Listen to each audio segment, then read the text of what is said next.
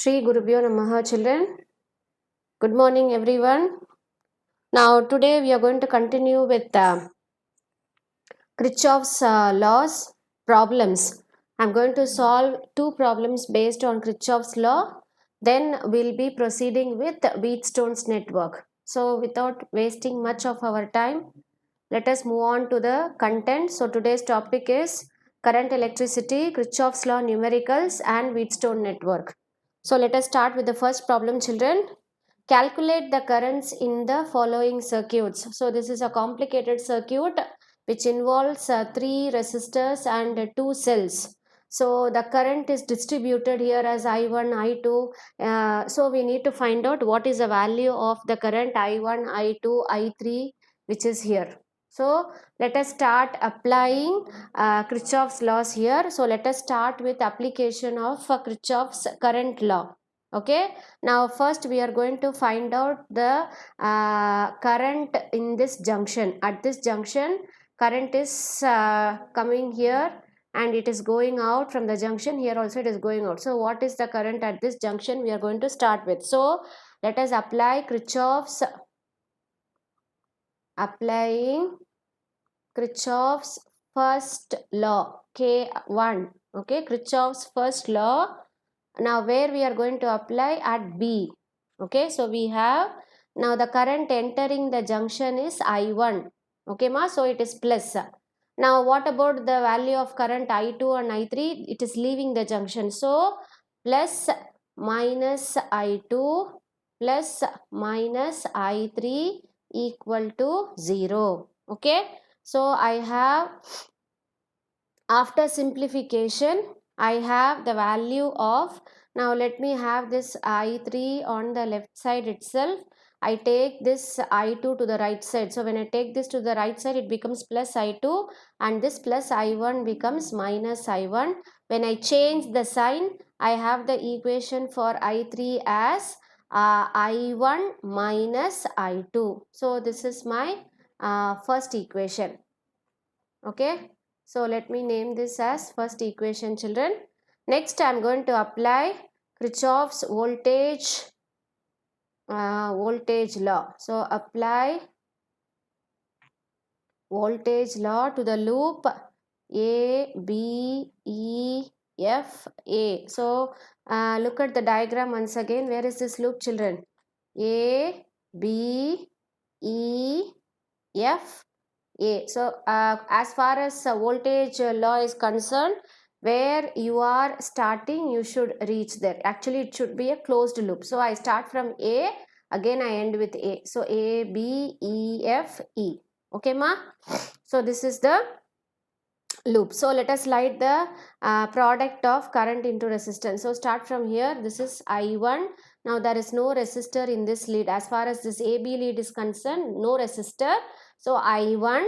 Now here, now look at this lead BE, children. You have 100 ohm resistor and the current flowing through this is I3. So I have here 100 into I3, which is product of resistance into current. Then again come this direction. Now here the lead EF. Now the actual value of current and the assumed value are in the same direction. So I3 here. Now here EF, again the resistor is 100.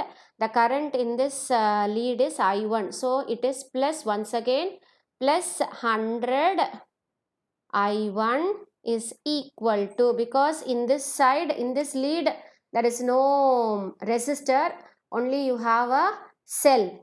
Okay, and the potential, the current is in the direction from a lower potential to a higher potential. So the EMF will be positive. So it is equal to plus 15 here. Okay, so as per the voltage law is concerned, the algebraic sum of product of current into resistance is equal to the algebraic sum of the EMF. Now since only one cell is here in this loop, I will write that value alone here. Okay, ma? So now I am going to substitute. I have already found out the value of I3 as I1 minus I2. Okay, ma? So substitute here in this equation, children. So 100 into I1 minus I2 plus 100 I1 equal to 15. Okay ma? Now bring this 100 inside. 100 I1 minus 100 I2 plus 100 I1 equal to 15. So I have two I1 terms here. So when I add that, I have 200 I1 minus 100 I2 equal to 15, which is my second equation, children. Okay ma, you understood this? Now we'll go to the next step. I will use the next page, children. Now I am going to apply once again, apply voltage law to B, C, D, E, A. Okay, once again go back to the diagram. Now which is B, C, D, E, B? See here, B, C, D, E, actually it should be B. Okay, so B, C, D, E, B. So we'll write, it's not A, it should be B. Okay, so closed loop, no, so it should be B. So let us write the value of product of, now here it is starting from positive, EMF. So we'll leave this, we'll write it at the last, come to this lead. So you have the resistor value to be 100 ohm, children.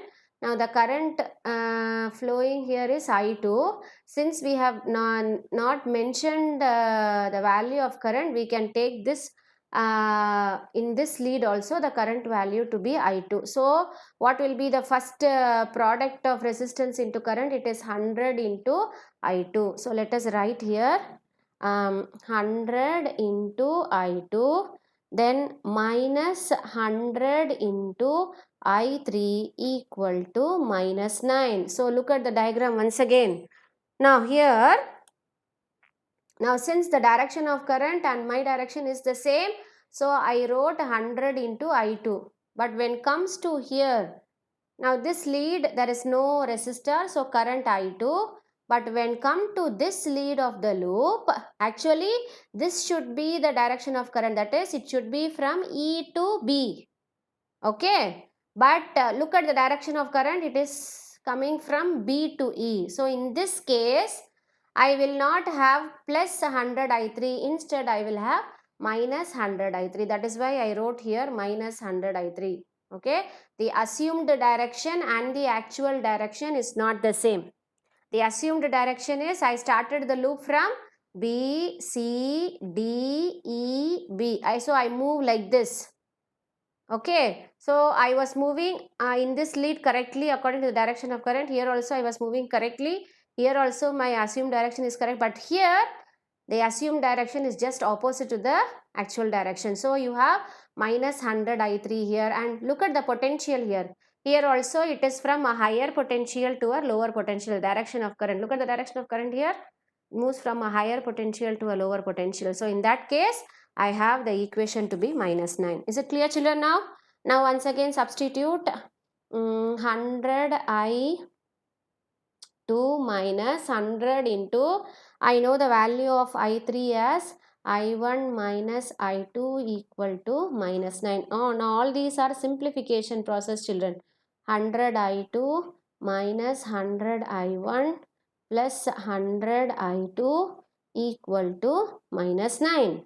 So how many I2 terms are there? 2 are there. So 100 plus 100, 200 I2 minus 100 I1 equal to minus 9. Right? Now this is my equation 3. Now I am going to solve equation 3 and equation 2. Okay ma? So let me write this equation 2 once again here, children. The equation 2 is 200 I1 minus 100 I2 equal to 15, and this equation 3 is 200, sorry, let me write, okay, let me write 100 here. 100 I1 minus 100 I1 plus 200 I2, this is equal to minus 9, children. Okay ma? Now multiply this equation into 2. So in that case, let me write once again, 200 I1 minus 100 I2 equal to 15. Now 2 into 100, once again it is minus 200 I1. Okay ma? 200 into 2, it is 400. So 400 I2, this is equal to minus 18. Okay, so this gets cancelled now.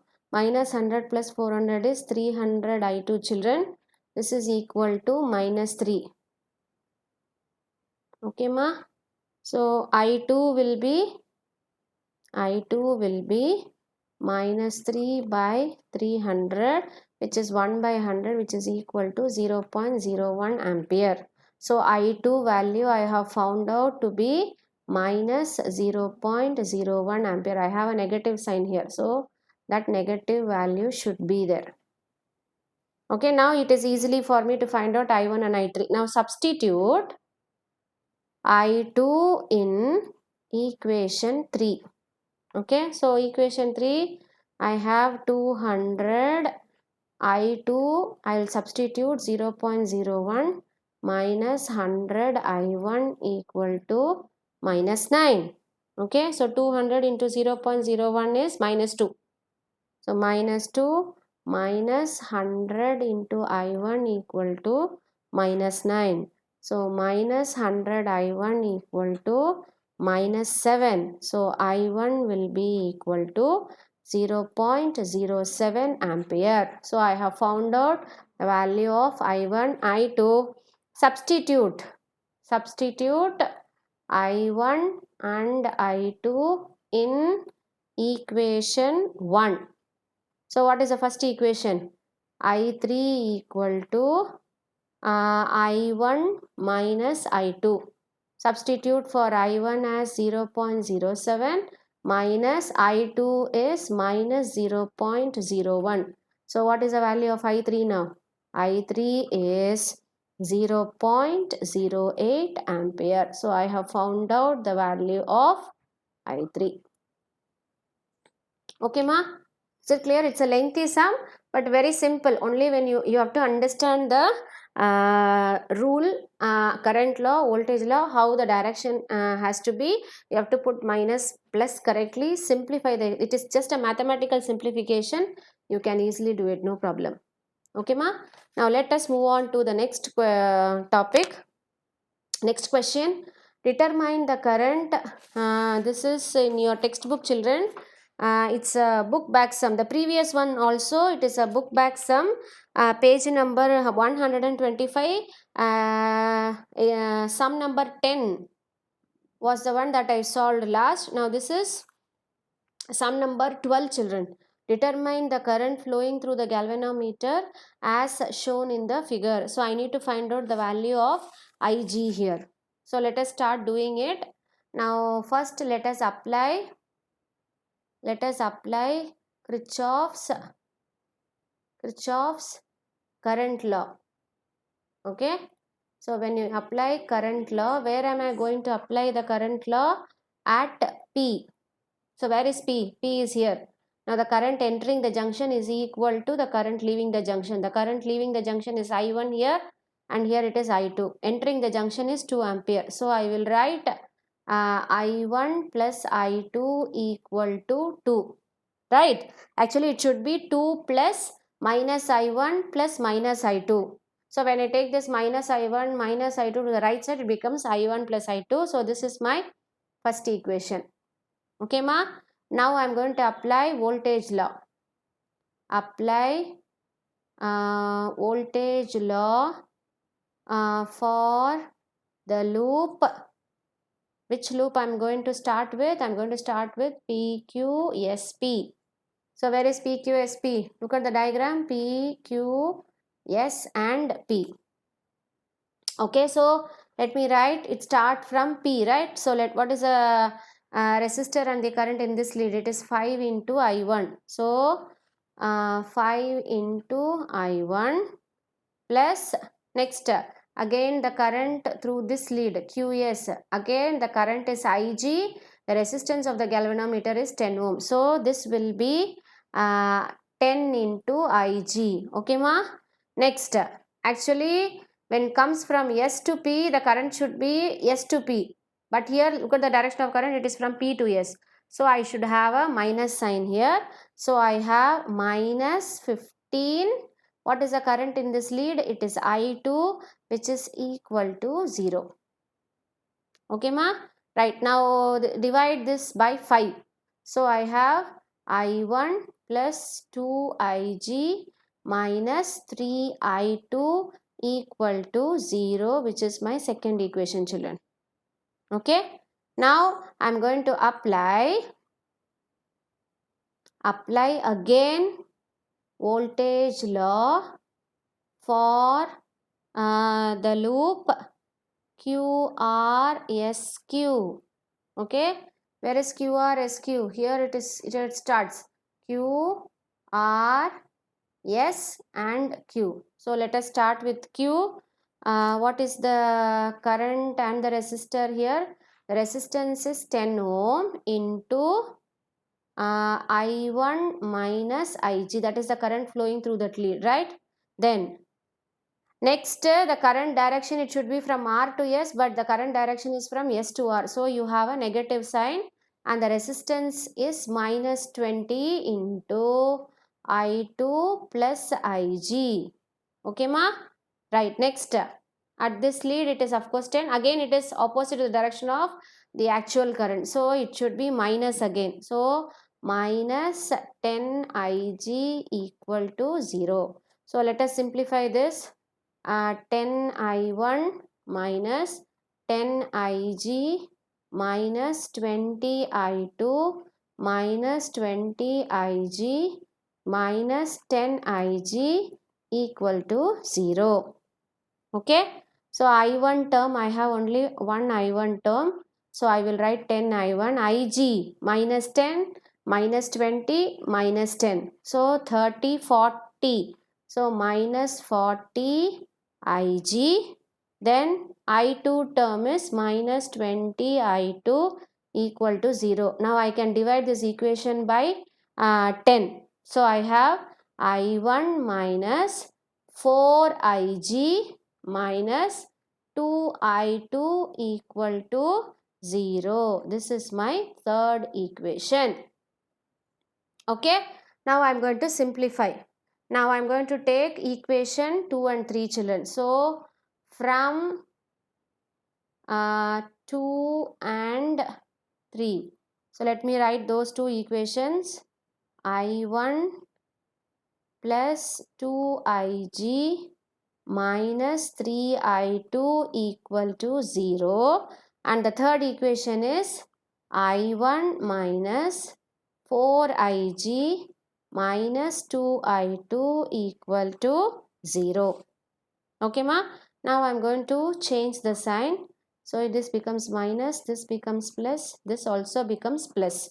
So this term gets cancelled. So I have 6Ig minus 3 plus 2. So it is minus I2 equal to 0, or I have 6Ig equal to I2. Okay, I have found out the value of I2 in terms of Ig. Okay, now this value I am going to substitute in equation 1. Okay, now equation 1 has a term, okay, I2. So now I am going to substitute that here. So let me substitute in this equation. I1 equal to 2 minus I2. I can write this equation. I1 plus I2 is equal to 2. So I2 will be 2 minus I2. Sorry, I1 will be 2 minus I2. So now substitute for I1 equal to 2 minus 6 into Ig. Okay, ma? So I have got the value of I1 also in terms of Ig, I2 also in terms of Ig. Now I am going to substitute this in equation 2. So what is equation 2? Let us go back and see what is equation 2. Now equation 2 is this. I1, let me write this equation again there, children. Okay, so equation 2 is I1 plus 2IG minus 3I2 equal to 0. In this, I am going to substitute for I1 as 2 minus 6IG plus 2IG minus 3I2 equal to 0. Okay, right? Now I can simplify because 2IG terms are there. So 2 minus 4IG minus 6IG plus 2IG is minus 4IG minus 3I2 equal to 0. Right? Now I have the value of I2 here. I2 value is 6IG. Substitute that. So 2 minus 4IG minus 3 into 6IG equal to 0. So 2 minus 4IG minus 3 6 are 18. 18IG equal to 0. So this will be 2 minus 22IG equal to 0 minus 22IG equal to minus 2. So Ig will be minus 2 by minus 22, which is minus 1 by minus 11, or Ig value equal to 1 by 11 ampere. Okay, so this is the answer. So when you solve numericals like this, you will be able to understand Kirchhoff's rule much more very clearly. Okay. Now we are moving on to the very important application of Kirchhoff's law, which is called as Wheatstone's bridge. Now this application of Wheatstone bridge, we are going to learn meter bridge, which is a practical experiment for you. Okay, so let us see what is a Wheatstone's bridge. Look at this diagram. Now this is a very important application of Kirchhoff's law. Now we can find out the value of resistances using this, and also we can compare the resistances and using this circuit. Now there are 4 resistors here. Now how the value of resistors with each other can be compared, and also we can determine the value of unknown resistance. Now among these 4, 3 is unknown and 1 can be unknown. So knowing the values of 3, you can find out the value of the unknown resistance. Okay, so let us go into the construction of it. The bridge consists of 4 resistors. There are 4 resistors here, children. P, Q, R, S, right? They are connected in the form of a bridge, and it appears like a kite. It's a kite like appearance, and you have a galvanometer between the points B and D. There is a galvanometer. Why do we have a galvanometer in a circuit? Galvanometer helps us to find out whether the current is there in a circuit or not. That can be determined using a galvanometer. So that is why you have a galvanometer here, and the current produced by the galvanometer is given as Ig. Okay, and you have a battery connected across this A and C. Now this is the positive terminal, this is the negative terminal which is connected. A end is connected to the positive terminal of the battery, and C end is connected to the negative terminal of the battery. Now apply Kirchhoff's current rule to junction B. Now apply junction rule, Kirchhoff's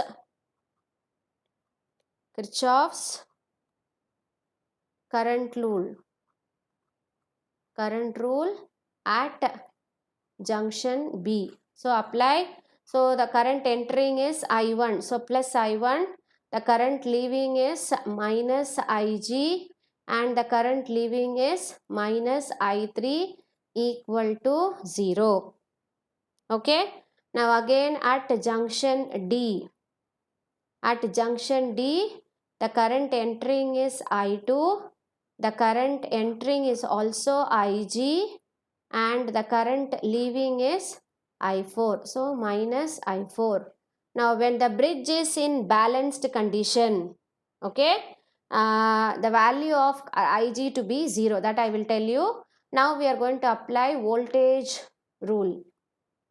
Okay, voltage law. Now which loop we are going to apply to? We are going to apply the voltage loop along ABDA. So when you apply voltage rule along ABDA, I have starting from A, product of current into resistance. So I1P plus product of current into resistance along this. Current is Ig, the resistance of the galvanometer is given as G. Okay, and here the direction of current is opposite here. So I have a negative sign, and the product of current into resistor is I2 into R equal to 0.